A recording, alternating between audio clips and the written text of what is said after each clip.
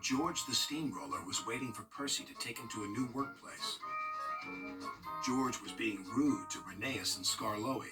"You're just worn-out wheels on worn-out rails." "You need rocks for your roads," replied Skarloey, "and we're helping you." "I need to flatten little engines in the scrapyards," retorted George. Then Percy arrived to take George away. He was still rebelling. "Railways are no good. Turn them into roads." The little engines were pleased to see him go. George grumbled all the way to the old branch line. He was going to turn it into a road. When they arrived, George was rude again. "Bumpy ride on rotten rails. I'm glad it's over." "So am I," said Percy. "Ha!" huffed George. Percy was still fuming when he met Thomas. "What's up, Percy?" "It's George. He makes me feel down." "Just ignore him," puffed Thomas. George was now enjoying himself.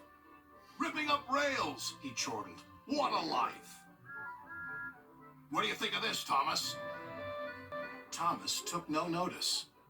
George felt insulted. "You're a useless blue puffball." But Thomas didn't hear. "I'll show him who's boss." At last, the workmen reached the level crossing. "What shall we do here?" "Tear it up, tarmac it," said George. So they did, but not properly, and George knew it. Thomas was traveling home on the same line. He was pulling freight cars filled with vegetables. The signalman had forgotten to warn his driver about the crossing. "That's nice. We don't need to stop," said Thomas happily.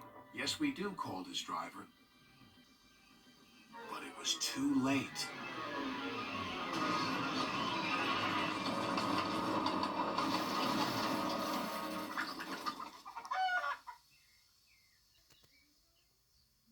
Next day, Percy told Gordon all about George. "Huh," snorted Gordon. "You're just a small engine. That's why he's rude to you. He wouldn't dare cause me any trouble." George had been taken to some yards to work. Duck arrived with a train of empty freight cars. George was blocking his way, and a car was stuck on the main line. "Let me through," demanded Duck. "You'll just have to wait," replied George. "There's no time to wait. I must clear my freight cars from the main line to let Gordon through."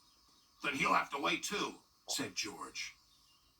Duck's driver went to complain to the station master, but the signalman had set the signal to allow Gordon to speed through. His passengers were singing his praises, and he was making express time. "I'm the greatest! Just watch me fly by!" He whistled long and loud as he approached the station. Suddenly, he saw a freight car on the line ahead. "Get out of my way!" But the freight car wouldn't move until Gordon forced it.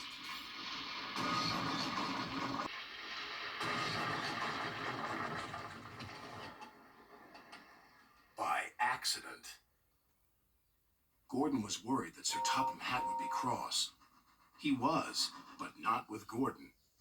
"Whoever caused this disturbance will have me to answer to." And he did. A few days later. "Look who's here," said Thomas. George had been found out by Sir Topham Hatt and punished. He looked miserable. "Now we'll get some peace at last," said Percy. "I want to get rolling again, but I've got to wait a whole week till I do." "And then you'll be just as rude as ever. Eh, George?" "I hope not. Don't you?"